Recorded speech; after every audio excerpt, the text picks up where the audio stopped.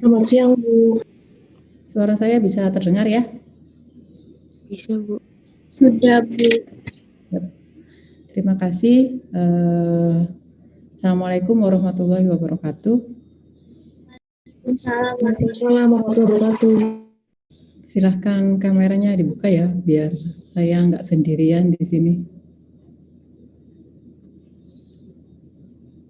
Ada Indah, kemudian siapa lagi nih yang saya kenal?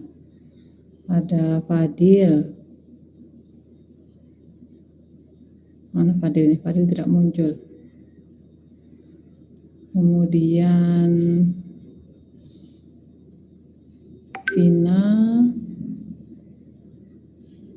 Irfan, berapa orang nih? Ada Ages 14, 13. Siapa yang belum hadir?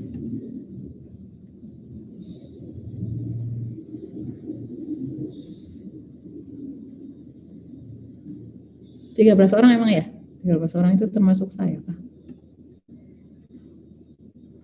Presensinya sudah saya buat di Sigma, harusnya kalian sudah bisa presensi ya di Siam. Sudah pada presensi semua? Sudah, Bu. Baik, selamat siang. Perkenalkan saya Bu Siti Maria Ulfa. Mungkin ada yang belum kenal saya, karena saya belum pernah muncul di kampus belakangan ini. Sebagian besar saya lihat mahasiswa yang TA di kimia organik ya. Jadi Indah sudah pernah tahu, kemudian Fadil juga, dan yang lain yang mungkin belum kenal saya. Setelah UTS ini, mata kuliah biofuel akan saya ampuh meneruskan dari materi Paratmo. Saya mohon maaf karena belum sempat nge-share materi hari ini, tapi tidak apa-apa, nanti setelah ini saya share di Google Classroom karena baru pagi tadi Pak Ratmo meng-invite saya di sana. Oke. Saya ingin dengar dulu tentang perkuliahan yang sudah berjalan selama ini dengan Pak Ratmo, apa saja yang sudah kalian pelajari sampai dengan UTS yang lalu. Silahkan, ada yang mau menyampaikan terkait hal-hal yang sudah dipelajari, kira-kira bermanfaat atau tidak. Ternyata saya sudah tahu semua, Bu, yang diajarkan. Gitu. Berarti kan keren kalian. Monggo silahkan kalau ada yang mau menyampaikan sesuatu sebelum kita mulai ya. Kuliah siang-siang ini tantangannya luar biasa. Di kelas aja biasanya udah pada nggak konsen ya, apalagi hanya menatap layar monitor seperti ini. Ini tingkat konsentrasinya diragukan. Nanti tiba-tiba ada yang menghilang. Tinggal layar hitam saja yang muncul. Silahkan disampaikan biar saya juga mendengar suara kalian. Siapa yang mau mewakili tentang materi kemarin yang sudah disampaikan Pak Ratmo apa saja?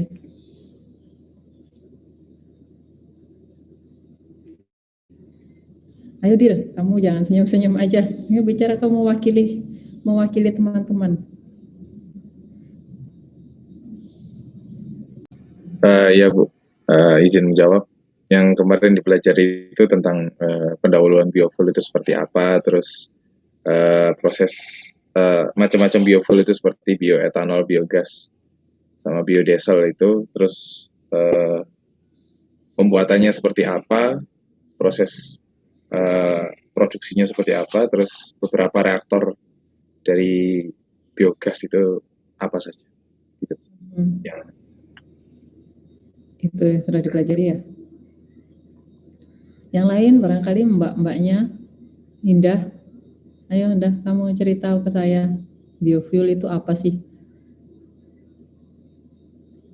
Kalau yang dari saya pahami, biofuel itu bahan bakar yang bahan dasarnya itu dari makhluk hidup, kayak misalkan limbahnya pertanian, limbahnya atau kotoran peternakan dan lain-lain gitu, Bu. Gitu ya. Yang bisa saya tangkap dari penjelasan Fadil dan Indah kira-kira begini. Berarti kalian sudah belajar tentang proses pembuatan biogas. Kemudian bioetanol ya. Ada biodiesel juga. Nah, mata kuliah ini sebenarnya kan juga judulnya aja biofuel ya. Berarti fuel itu adalah bahan bakar yang berasal dari bahan-bahan biologis. Yang selama ini kita tahu kan fuel atau kasarannya BBM itu kan dari fosil ya, fosil fuel. Nah, fosil fuel seperti yang sudah kalian pelajari sejak SD, fosil fuel itu kan tidak terbarukan, terbentuknya lama, sehingga cepat habis. Makanya teknologi saat ini yang dikembangkan adalah memanfaatkan bahan-bahan yang non fosil atau kita sebut renewable material yang renewable yang terus-menerus ada dengan mudah bisa kita dapatkan gitu. Seperti itu ya intinya. Nah, apa nanti yang dipelajari dengan saya? Nanti saya banyak menjelaskan tentang biodiesel. Jadi reaksi-reaksi yang berlangsung yang bisa kita lakukan untuk memperoleh biodiesel. Biodiesel itu sekarang nama kerennya itu green diesel. Nama bukannya. Kenapa begitu? Tentu saja karena lebih baik ya dibandingkan diesel yang dari fossil fuel. Selain itu bisa dari bahan-bahan non-consumable. Saya tidak tahu yang sudah kalian pelajari terkait bahan-bahan yang biasanya digunakan untuk bioetanol misalnya. Kan dulu booming banget ya bioetanol, bahannya dari singkong dan lain-lain yang difermentasi. Nah, itu adalah bahan pangan yang kita manfaatkan untuk konsumsi sehari-hari. Akibatnya apa? Walaupun itu renewable, tetapi kan berkompetisi dengan bahan konsumsi, sehingga itu juga menjadi tidak baik. Nanti rebutan manusianya makan singkong, kemudian atau singkongnya dijadikan bioetanol gitu. Sama-sama dibutuhkan, tetapi pastikan yang akan diutamakan oleh pemerintah adalah singkong untuk konsumsi ya. Makanya dicari bahan-bahan lain yang sekiranya tidak dimanfaatkan untuk konsumsi masyarakat. Itu yang akan dipilih sebagai bahan dasar untuk membuat biofuel. Saya share screen dulu.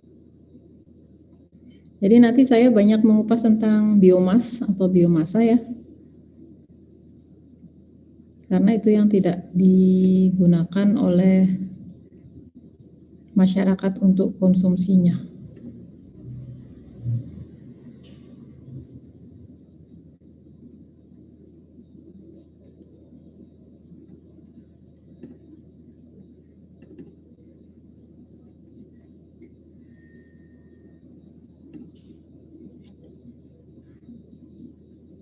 Kita nanti banyak diskusi saja karena materinya itu materi yang ringan menurut saya. Nah, ini ada satu ilustrasi yang menarik. Maunya kan seperti ini ya. Maunya seperti gambar ini gitu.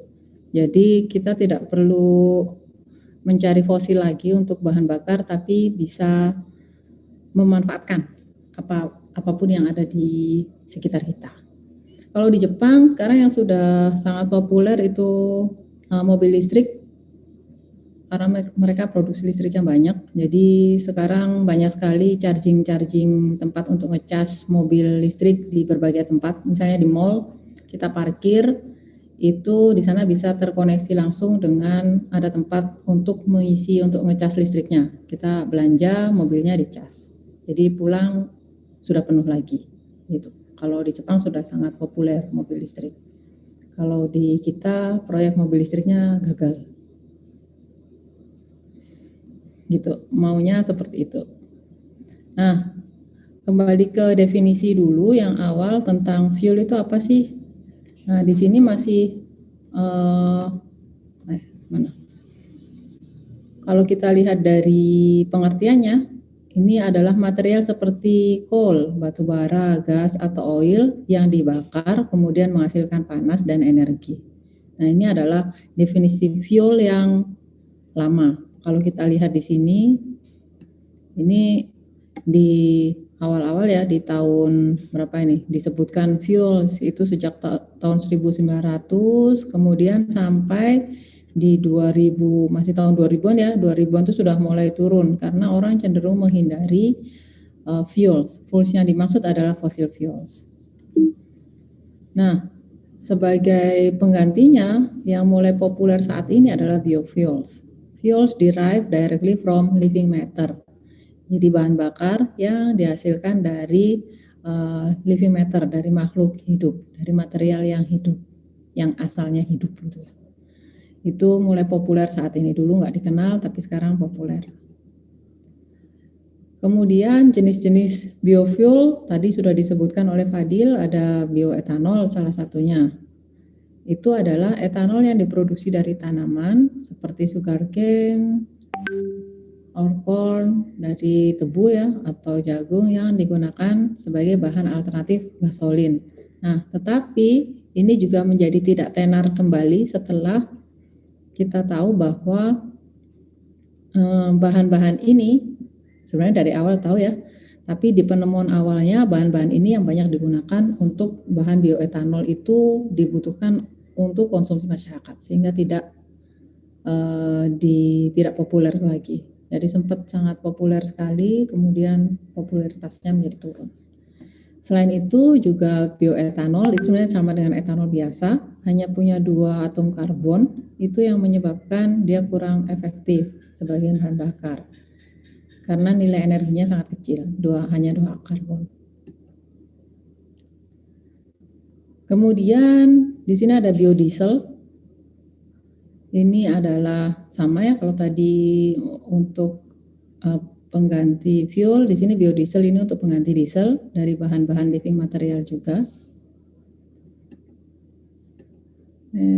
Nah, yang akan banyak saya diskusikan itu adalah tentang biomasa. Nah, biomasa ini apa? Biomasa adalah biological material derived from living or recently living organism. Kalau tadi disebutkan oleh Indah dari makhluk hidup gitu ya. Tapi sebenarnya kan bukan makhluk yang masih hidup, tapi recently living organism. Jadi sesuatu yang dulu hidup sekarang bisa kita manfaatkan. Nah, kemudian biomas ini cenderung refers to plant or plant-based material which are specifically called lignocellulosic biomass. Jadi orang menyebut biomas atau biomasa itu apa sih? Sebenarnya itu adalah senyawa kimia yang polimer kimia yang kita sebut dengan lignoselulosa. Strukturnya sangat besar sehingga muatan energinya itu lebih besar daripada bioetanol. Dari etanol yang hanya punya 2 atom C karbon. Gitu. Nah, lignoselulosic material ini sendiri, lignoselulosa itu kita bagi menjadi selulosa, hemiselulosa, dan lignin. Sudah sering dengar ya, selulosa, mungkin juga hemiselulosa dan lignin. Itu adalah material-material yang tergolong lignoselulosa yang bisa kita manfaatkan untuk menghasilkan bahan bakar. Bagaimana caranya itu nanti kita diskusikan.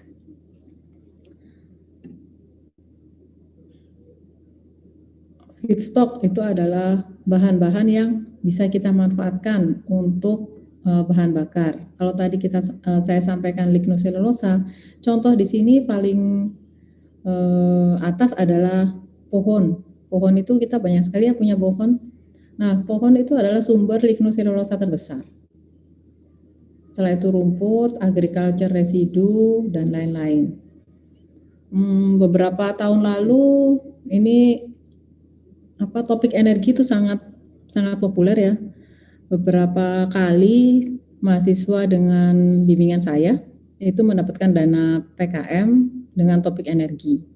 Misalnya isolasi furfural dari jerami padi, kemudian bisa dari rumput alang-alang, Itu waktu itu sempat masuk PIMNAS yang dari alang-alang tetapi tidak lolos tidak mendapatkan medali di PIMNAS. Jadi ini adalah bahan-bahan yang bisa kita gunakan. Kita pilih untuk menghasilkan biofuel. Tinggal kita pelajari bagaimana prosesnya. Sekilas tadi saya cek-cek slide-nya Pak Ratmo yang banyak didiskusikan dengan Pak Ratmo dengan proses ini ya, fermentasi untuk mendapatkan bioetanol. Itu salah satunya tadi yang terlihat. Nah, kita akan belajar hal lain, yaitu bukan fermentasi tapi menggunakan katalitik hidrogenasi.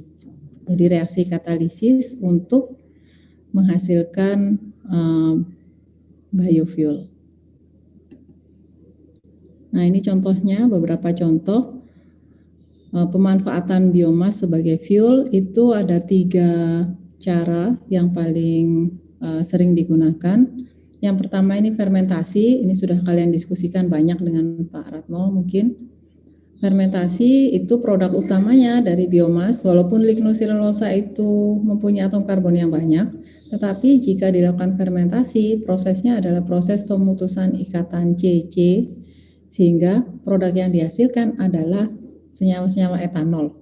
Jadi produk pemutusan ikatan menjadi atom-atom yang menjadi senyawa-senyawa yang lebih kecil, etanol, kemudian bahan-bahan kimia lain juga. Kemudian selain fermentasi ada yang disebut pirolisis, itu untuk menghasilkan bahan bakar dan bahan kimia. Nah, efek samping dari pirolisis itu adalah pirolisis ini teknik fisik, tinggal dipanaskan pada suhu tinggi, kemudian terbentuk bahan bakar cair. Nah, bayangkan aja kalau kalian memanaskan sesuatu pada suhu yang tinggi, pasti kan ada asap ya.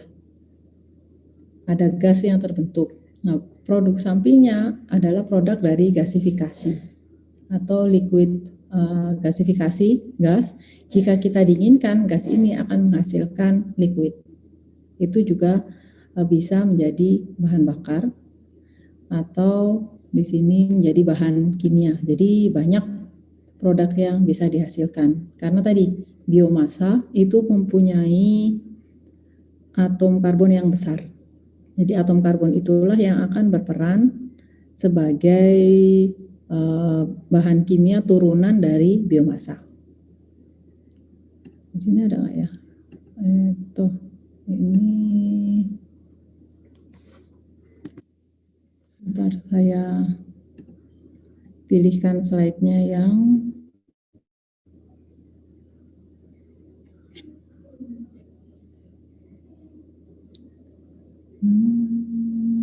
nah, ini adalah lignocellulosic platform, artinya ini lignoselulosa, semuanya dari biomas. Kalau kita lihat di sini ada hemiselulosa. Kalau kita perhatikan turunan dari suatu hemiselulose itu senyawa-senyawa semacam ini. Banyak banget. Kemudian lignin dari suatu biomas itu juga menghasilkan senyawa kimia lain yang banyak sekali. Selain itu ada fats and oil, ada lemak dan minyak. Ini juga turunnya banyak. Artinya apa? Dari biomasa itu kita bisa mendapatkan sekian banyak senyawa kimia. Di antaranya senyawa kimia ini bisa kita manfaatkan lebih lanjut menjadi fuel juga, menjadi bahan bakar. Gitu.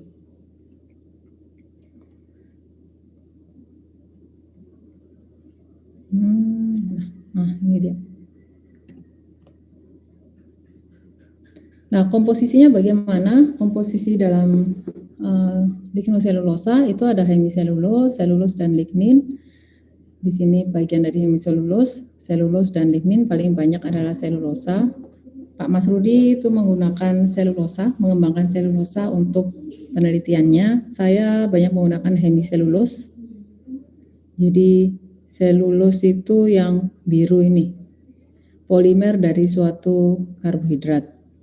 Sedangkan apa bedanya dengan hemiselulose? Kalau hemiselulose itu adalah polimer dari glukos dan fruktos. Itu yang membedakan.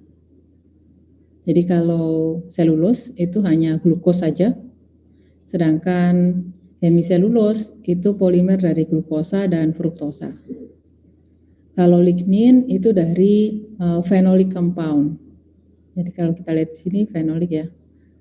Sehingga produk-produknya seperti yang saya tunjukkan tadi itu berbeda. Hemiselulose ini banyak turunan furan, cincin 5, kemudian furanil keton seperti ini, furfural. Sementara kalau lignin itu banyak turunan fenolik. Jadi kalau ditanya apa bedanya selulose dan hemiselulose, itu penyusunnya reaksi lebih lanjut itu menghasilkan senyawa-senyawa kimia yang berbeda. Seperti itu. Nah, bagaimana mengubahnya menjadi suatu bahan kimia? Bagaimana mengubahnya menjadi suatu bahan kimia? Jadi seluruh bagian dari biomasa itu bisa kita manfaatkan untuk bahan kimia. Ini ada contoh proses converting ya, proses perubahan dari selulosa, hemiselulosa atau lignin menjadi bahan kimia. Di tahap pertama misalnya kita lihat dari suatu biomasa yang mengandung lignoselulosa bisa kita isolasi silosanya. Silosa itu kita dapatkan dari hemiselulose. Jadi dari lignoselulosa kita isolasi silosanya. Itu didapatkan dari hemiselulose. Sehingga yang tersisa adalah selulosa dan lignin. Tadi selulosa itu banyak mengandung glukosa ya. Jadi glukosanya bisa kita isolasi.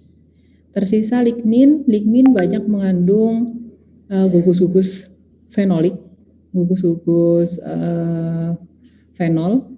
Itu bisa kita purifikasi lagi menjadi solvent, toluen dan seterusnya ya. Itu bisa kita dapatkan dari lignin melalui mekanisme reaksi tertentu. Nah, dari silosa dengan proses hidrolisis dengan dehidrasi, ini pelepasan 3 molekul air didapatkan senyawa kimia yang disebut dengan furfural. Dari furfural dengan hidrogenasi menambahkan gas H2 dan katalis dihasilkan furfuril alkohol. Furfuril alkohol kita reaksikan dengan H2O dan katalis asam dihasilkan asam levulinat. Kemudian dihidrogenasi lagi menjadi gamma valerolakton, menjadi butena, menjadi gasolin, menjadi jet fuel. Jadi ini adalah mekanisme atau tahapan-tahapan reaksi kimia yang harus dilalui ketika mau mengubah dari suatu lignoselulosa menjadi jet fuel misalnya atau gasolin misalnya. Nah, kenapa penelitiannya masih berlangsung dan populer tetapi produknya nggak kelihatan? Karena ini jalurnya sangat panjang. Bayangkan saja kalau kita melakukan reaksi sepanjang ini, berapa banyak yang didapatkan secara ekonomis tuh dalam tanda petik tidak ekonomis, gitu, karena jalurnya panjang. Dari glukos juga bisa kita ubah ke hidroksimetil furfural menjadi levulinic acid, gamma valerolakton, butena, gasolin, jet fuel. Jadi panjang. Itu yang menyebabkan masih belum bisa mengalahkan bahan bakar fosil. Kalau bahan bakar fosil itu tinggal difraksinasi saja, kita langsung mendapatkan produknya. Pada suhu 40 sampai 50 akan terfraksinasi fraksi-fraksi tertentu dan seterusnya. Gitu. Jadi itu pengantarnya bahwa kenapa kok belum ada sih Bu atau belum populer? Ya karena itu jalurnya itu panjang. Jika melalui jalur kimia. Sedangkan untuk fermentasi kalau difermentasi itu jalurnya satu tahap, hanya saja produknya itu adalah senyawa-senyawa dengan jumlah atom C yang kecil. Seperti tadi etanol gitu. Jadi produknya bioetanol. Dari sini ada yang mau didiskusikankah terkait dengan biomasa dan prospeknya untuk menjadi suatu bahan bakar. Silakan kalau mau ada yang didiskusikan.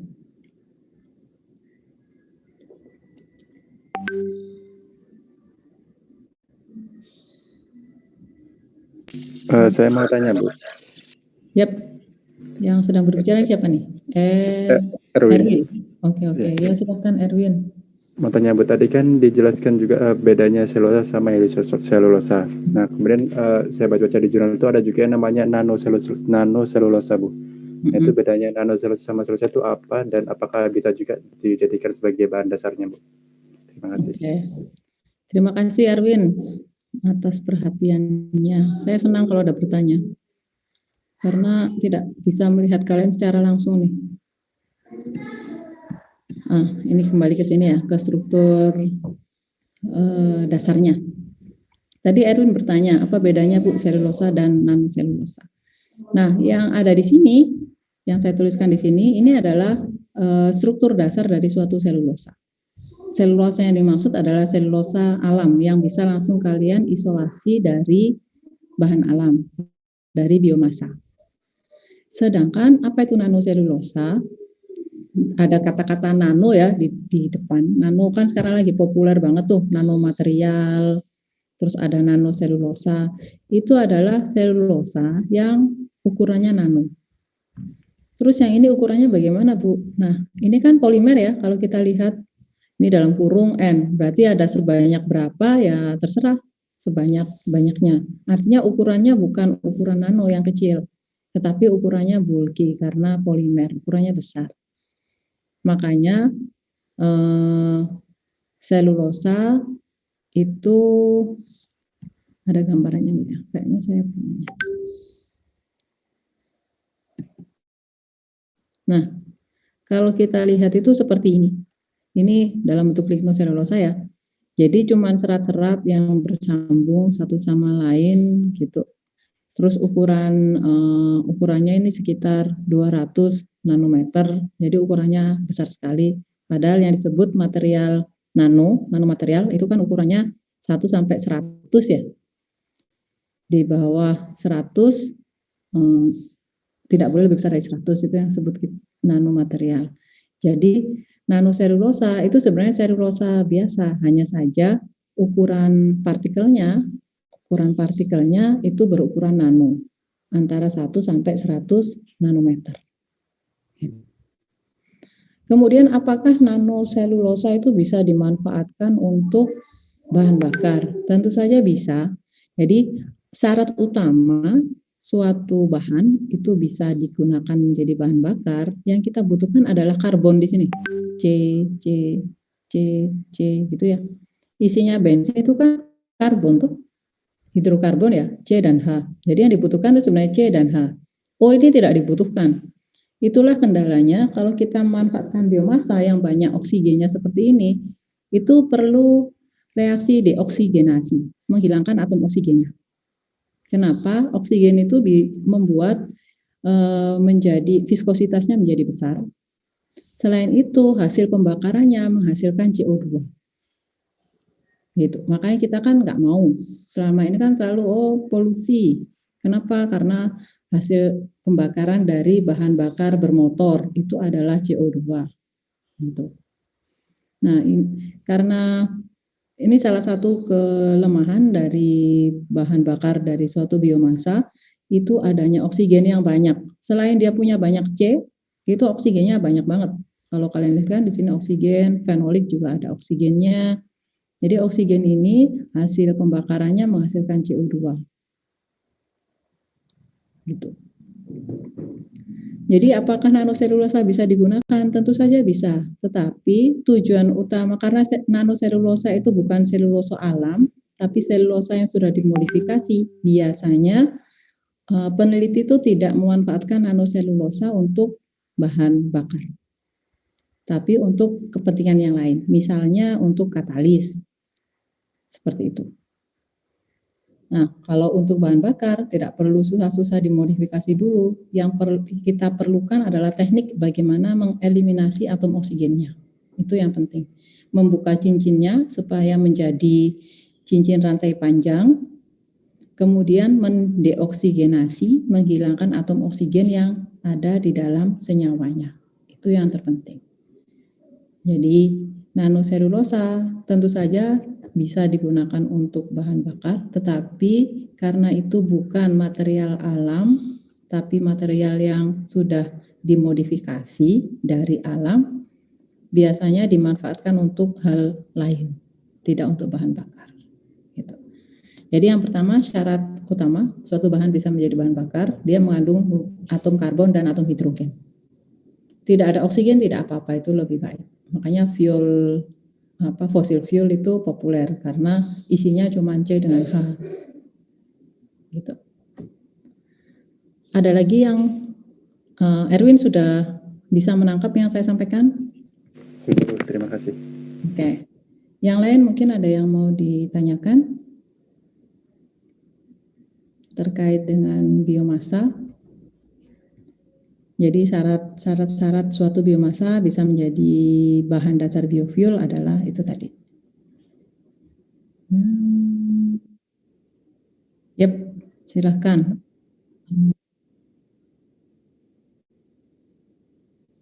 Slide 26. Ini. Oke.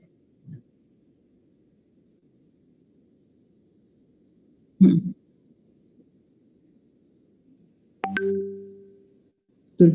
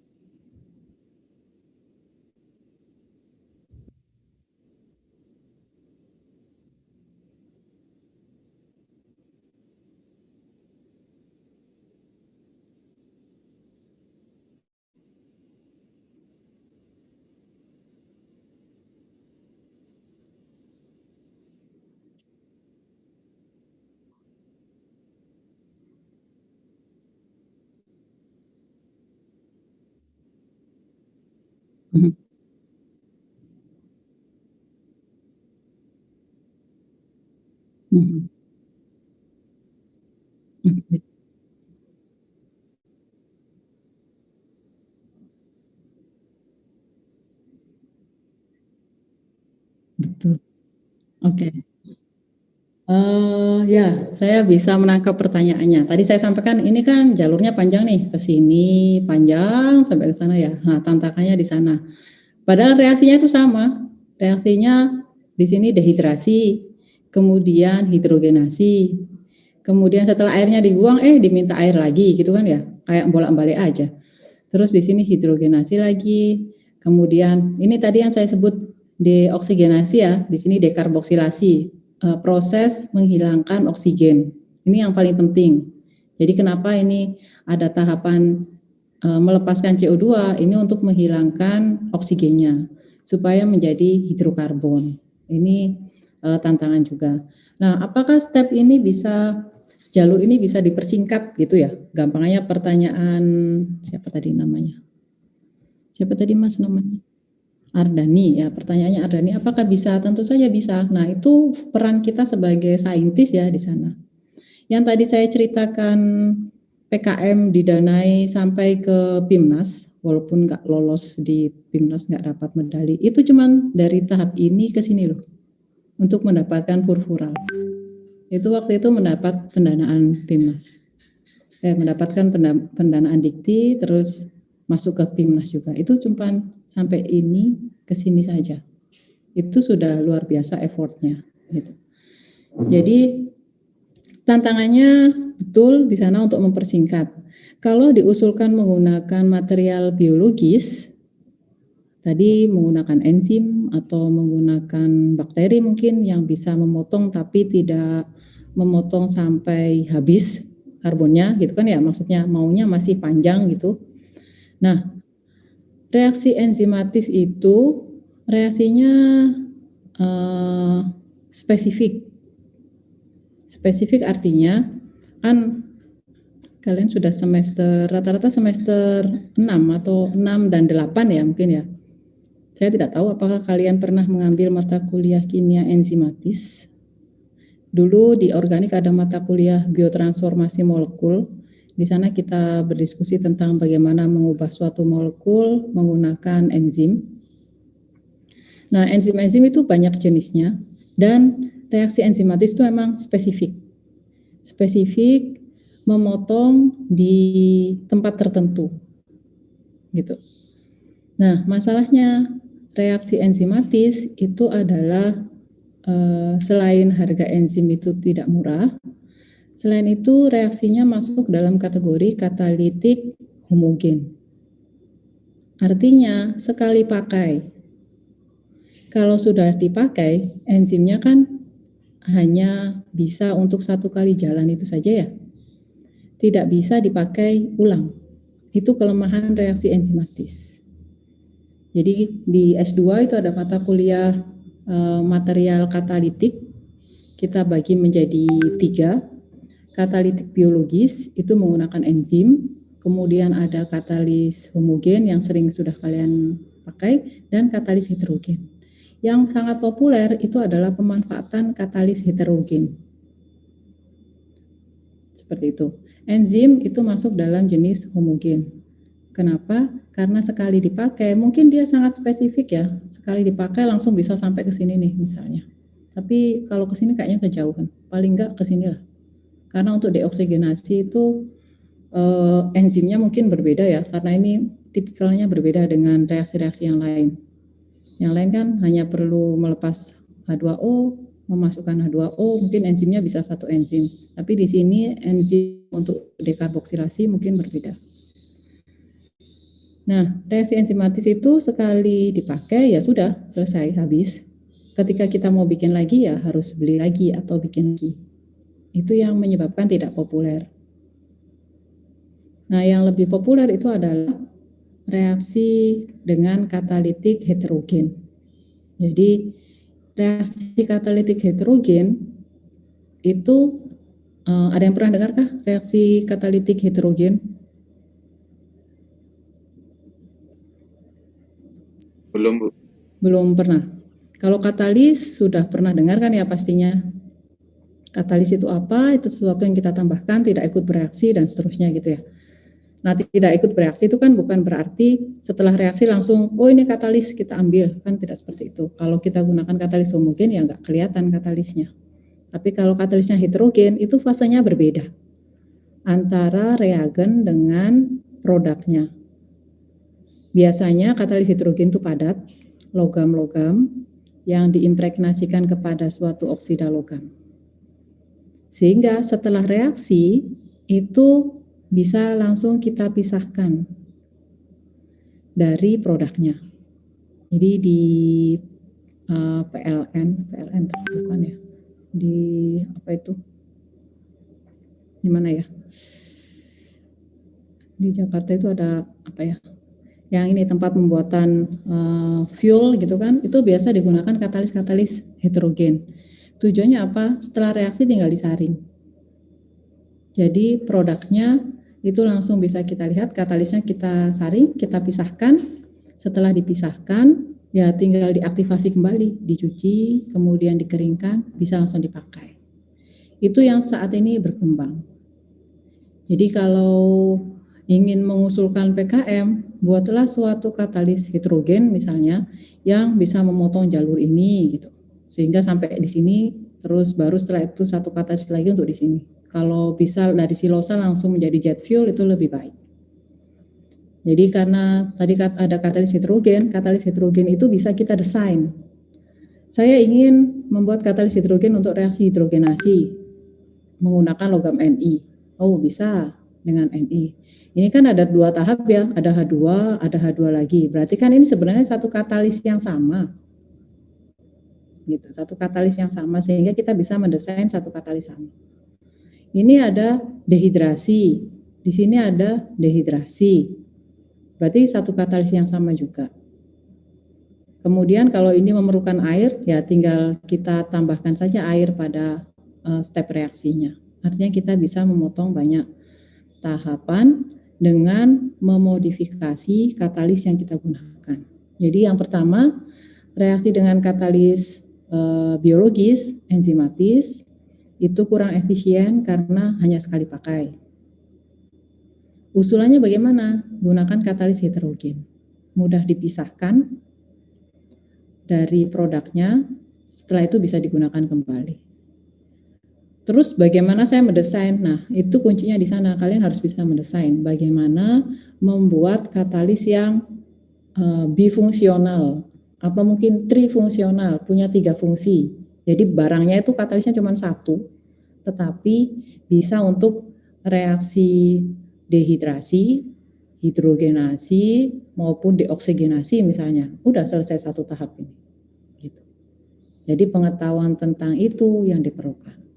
Itu ada di S2 ya, kita punya mata kuliah material katalitik heterogen. Jadi membahas tentang bagaimana desain material katalis supaya dia bisa untuk multifungsi.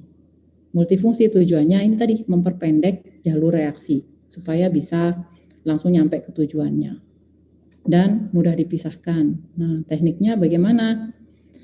Setelah dipisahkan maka harus diaktifasi lagi, dipakai lagi. Nah, setelah dipakai lagi apakah tetap 100%? Kan biasanya turun ya. Nah, harus kita apakan dan seterusnya itu dibahas di sana. Seperti itu kira-kira bukan Erwin. Jawaban dari saya. Apakah bisa difahami?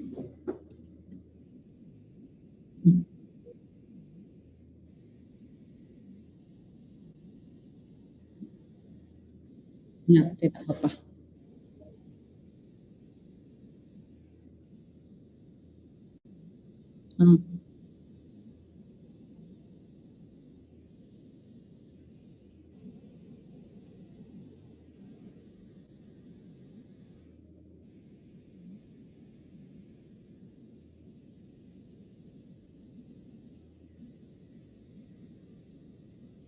Mengkonversi langsung.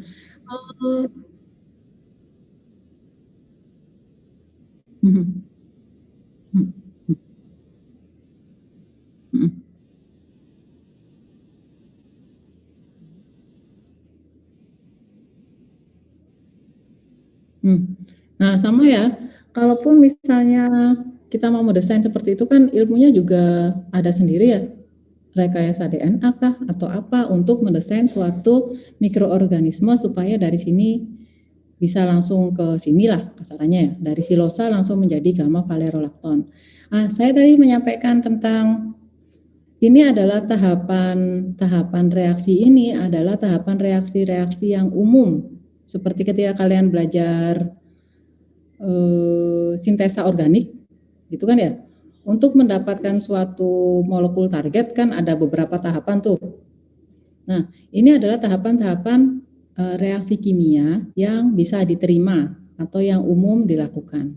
Ketika kita memotong tahapan ini, misalnya dari silosa langsung ke GVL, maka kita tidak akan mendapatkan furfural alkohol, lefulinic acid, itu tidak akan didapatkan tentu saja. Jadi langsung dari silosa langsung kita dapat GVL.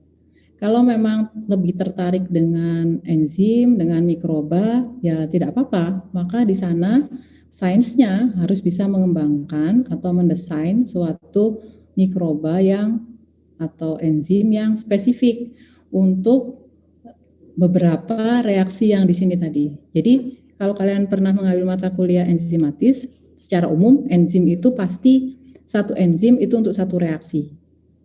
Gitu. Satu enzim kita klasifikasikan dalam golongan enzim reduktase misalnya. Maka dia hanya bisa melakukan reaksi reduksi saja. Tidak bisa melakukan reaksi yang lain. Jadi kalau kita lihat di sini yang mana reduksi? Oh, reaksi ini dan reaksi ini, maka dia bisa melakukan reaksi reduksi, golongan enzim reduktase. Golongan enzim dekarboksilase, maka dia hanya bisa melakukan reaksi dekarboksilasi. Jadi sebenarnya sama proses kimia dan proses enzimatis. Hanya saja kalau kimia kita menggunakan reagen-reagen di sini ya, menggunakan reagen-reagen. Tapi kalau enzimatis kita menggunakan enzim. Reagennya adalah enzim. Nah, tadi kelemahannya enzim itu sekali pakai. Maka perlu teknik juga bagaimana supaya enzim ini bisa dipakai berulang kali. Gitu. Jadi tidak apa-apa. Siapa? Ardani. Misalnya saya sukanya enzimatis Bu, dengan cara enzimnya tidak apa-apa, dikembangkan enzim yang bisa sampai ke sini gitu atau ke sini lah. Bayangan saya sih kalau ke sini itu terlalu jauh kayaknya. Ini beda banget dengan reaksi yang lain. Nah, tapi itu yang sudah ada selama ini enzim itu klasifikasinya seperti itu. Reduktase ya dia bisa hanya mereduksi saja. Mana dari tahapan ini reaksi reduksi? Oh, reaksi yang ini. Reaksi yang ini bisa digantikan dengan enzim reduktase. Tetapi reaksi yang lain, misalnya reaksi yang hidrolisis atau dehidrasi kan tidak bisa menggunakan enzim reduktase. Nah, tugasnya Ardani untuk bagaimana caranya supaya enzimnya bisa berperan ganda gitu. Nah, saya tidak tahu ilmunya tentang enzim, tetapi kalau katalis itu mudah dilakukan. Tinggal kita gabung-gabung saja. Ada logam-logam tertentu yang perannya memang hanya untuk reaksi reduksi. Itu logamnya apa saja? Misalnya yang sering saya pakai logam nikel. Ada katalis yang bisa digunakan untuk deoksigenasi atau di sini dekarboksilasi. Logam apa yang biasa digunakan? Misalnya logam-logam yang bagaimana? Ya, itu kita impregnasikan, kita jadikan satu. Jadi lebih gampang tekniknya. Ada satu support, ada satu padatan gitu ya, misalnya Al2O3. Itu kita impreg dengan Ni, kita impreg dengan logam lainnya dan seterusnya. Itu bisa dilakukan seperti itu. Ketika dia butuh reaksi hidrogenasi, maka logam Ni yang bekerja. Ketika butuh deoksigenasi, maka logam lain yang akan bekerja. Lebih mudah dimodifikasi untuk katalis heterogen dibandingkan dengan biokatalis. Mungkin bisa sih kalau beberapa enzim dijadikan satu gitu, mungkin loh ya. Saya kurang tahu. Jadi misalnya Bu saya coba aja masukkan beberapa enzim gitu kan, nanti dia kerjanya spesifik ya, mungkin juga bisa seperti itu. Gitu. Tapi saya kurang paham tentang perenziman. Yang saya kerjakan yaitu tadi, saya mencoba membuat katalis yang bifungsional. Jadi dia bisa bekerja untuk hidrogenasi dan juga deoksigenasi. Gitu. Sehingga nama reaksinya dan reaksinya sudah populer, hidrodeoksigenasi. Dia bisa satu katalis bisa bekerja untuk hidrogenasi dan deoksigenasi. Jadi saya tidak melewati yang dulu saya kerjakan itu dari furfural. Saya tidak melewati furfural alkohol, levulinic acid. Dari furfural ini saya dapatkan GVL waktu itu. Sebagian kecil sih terkonversi, tapi karena terkonversinya menjadi gas-gas cracking yang kecil ya, jadi lepas di udara, nggak bisa tertangkap. Itu kita desainnya seperti itu. Itu Ardani. Jadi tidak apa-apa kalau misalnya saya mau tertariknya ke enzim Bu, ke biokimia untuk mengembangkan sintesis atau desain enzim ya tidak apa-apa. Nanti toh sama tujuannya. Hanya saja itu tadi dalam hal aplikasi pemakaian itu kalau katalisnya homogen itu hanya satu kali. Kalau nggak mau dipakai satu kali maka enzimnya diimpregnasikan. Digabungkan dengan suatu material berpori supaya dia melekat di sana. Setelah bereaksi maka bisa kita gunakan kembali. Tapi biasanya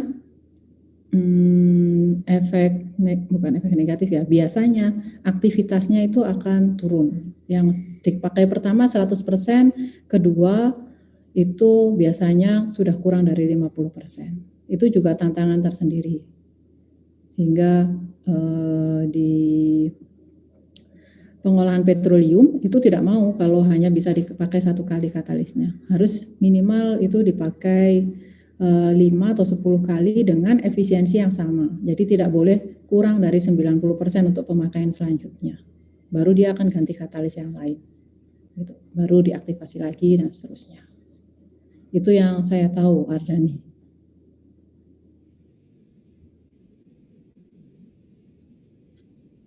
Boleh silahkan. Biar yang lain juga tahu. Ya semacam itu. Kalau di enzim biasanya mungkin lebih banyak digunakan istilah imobilisasi ya, imobilisasi enzim gitu ya. Itu maksudnya enzimnya di-immobile supaya dia nggak bergerak ya. Immobile artinya kan tidak bergerak, kita lekatkan di suatu permukaan. Pak Sutrisno kalau nggak salah bekerja dengan imobilisasi enzim. Enzimnya diimpregnasikan ke pasir laut, ke apa gitu, material tertentu. Saya biasa bekerja dengan Al2O3, alumina, zirkonia, biasanya oksida. Saya biasanya kerja dengan oksida logam. Alumina, zirkonia, kemudian silika, SiO2. Nah, itu adalah material-material pengemban yang bisa kita gunakan. Kenapa dipilih material-material itu? Karena dia punya pori yang luas. Jadi syaratnya material pengemban itu porinya harus luas, supaya luas permukaannya juga besar. Baru kita tempeli, diimprekkan, diimobilkan. Kalau saya tidak bekerja dengan enzim, tapi bekerja dengan logam, saya tempeli dengan nikel. Kemudian saya tempeli dengan ZR atau logam-logam lain. Ya, saya milih nempelin dengan logam apa, itu bagaimana Bu caranya? Ya, tinggal dilihat reaksi umum yang terjadi di sini. Reaksi hidrogenasi itu paling bagus dan murah itu Ni, maka saya pilih logam Ni. Reaksi deoksigenasi ini biasanya menggunakan zirkonium.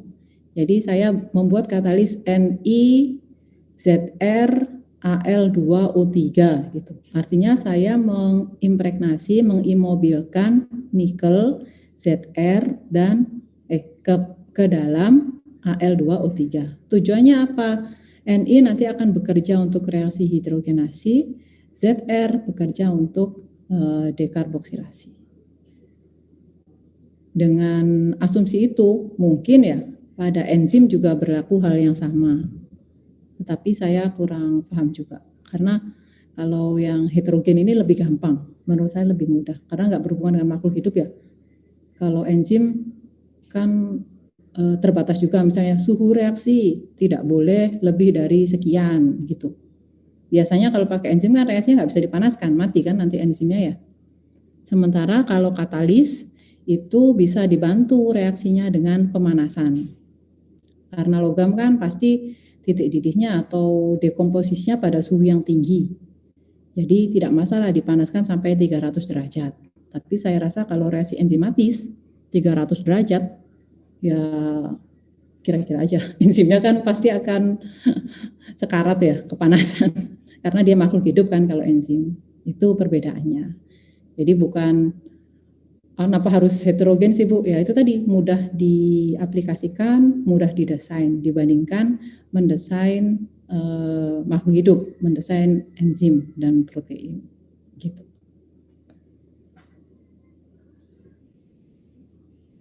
Oke, kira-kira begitu sudah jelas ya. Yang lain barangkali ada yang mau ditanyakan. Jadi secara garis besar itu kenapa sih biofuel ini dulu kan di semester-semester awal ya ditawarkan untuk mahasiswa di semester awal. Tapi ternyata kontennya perkuliahannya itu lebih cocok sebenarnya buat kalian yang di semester lebih atas.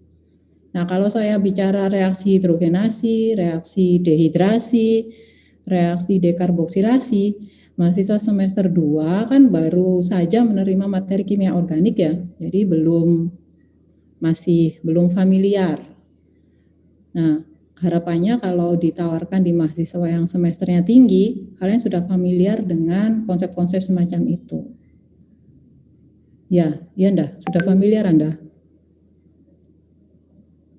Indah senyum-senyum aja. Jangan-jangan diragukan nih kefamiliarannya. Enggak boleh, Indah ini TA-nya di organik, jadi harus familiar dengan jenis-jenis reaksi. Gitu kira-kira. Kalau tidak ada yang ditanyakan, kita lanjutkan dulu ya. Mana ya reaksinya?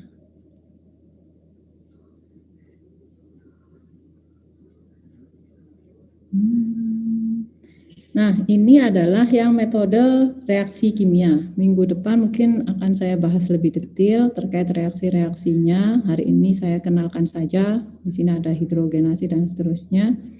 Kemudian yang ketiga tadi ada fermentasi, kemudian chemical reaction, kemudian ada yang disebut dengan pirolisis. Ya, tadi kan ini ya ada fermentasi, ada pirolisis, ada sintesis. Yang barusan kita diskusikan adalah sintesis. Nah, ini terkait dengan pirolisis. Pirolisis itu metode fisika. Jadi metode fisika saja, tidak memerlukan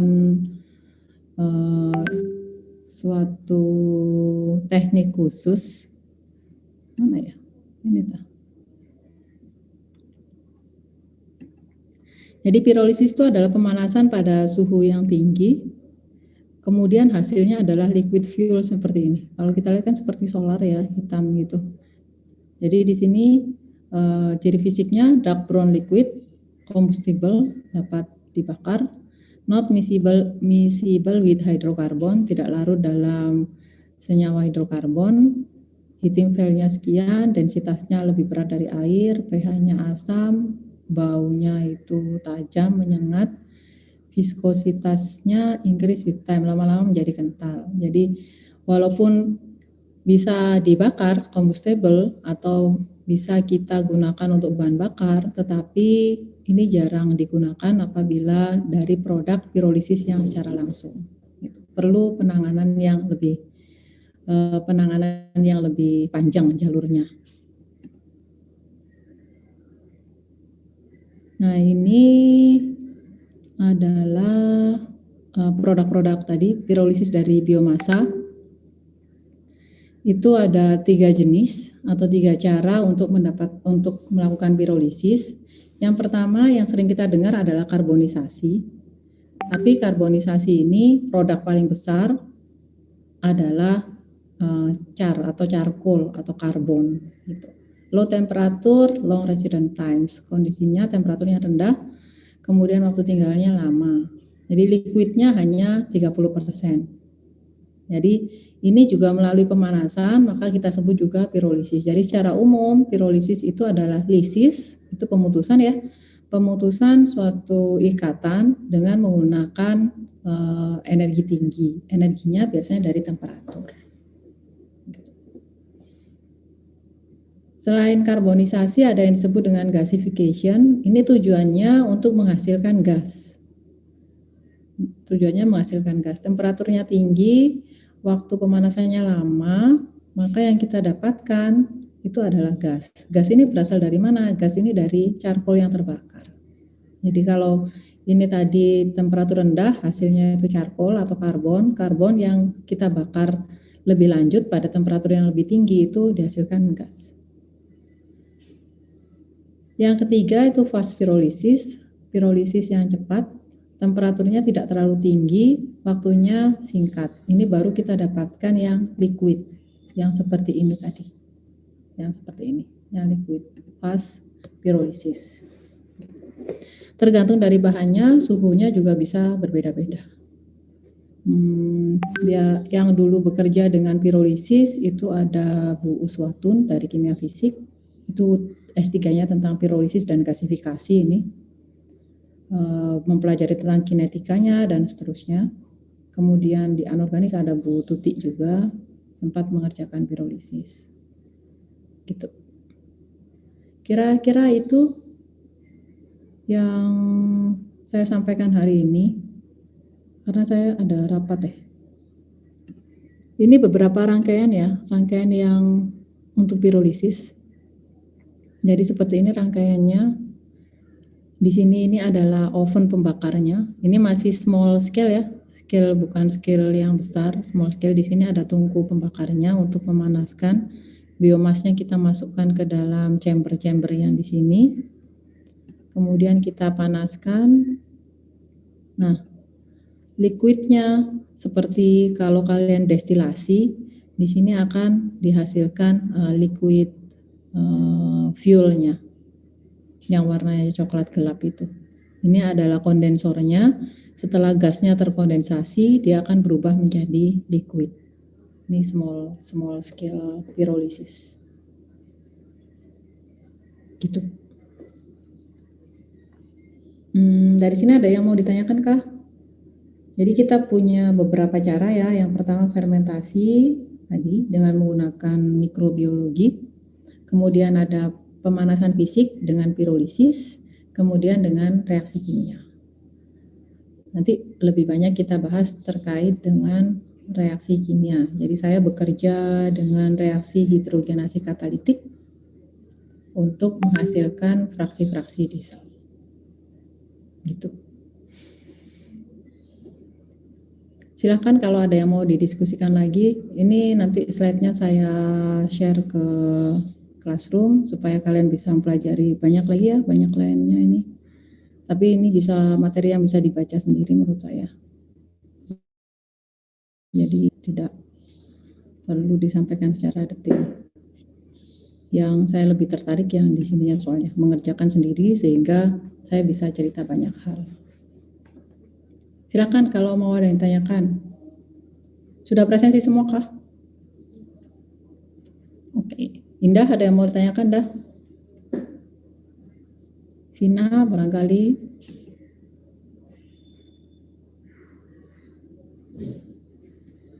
Tidak ada. Noval senyum-senyum saja. Baik, kalau tidak ada yang ditanyakan, sementara itu dulu nanti saya share materinya dan mungkin akan di perkuliahan ini nanti akan ada beberapa tugas ya, tugas terkait analisis jurnal dan analisis permasalahan. Jadi sekarang UB itu sedang mengembangkan mata kuliah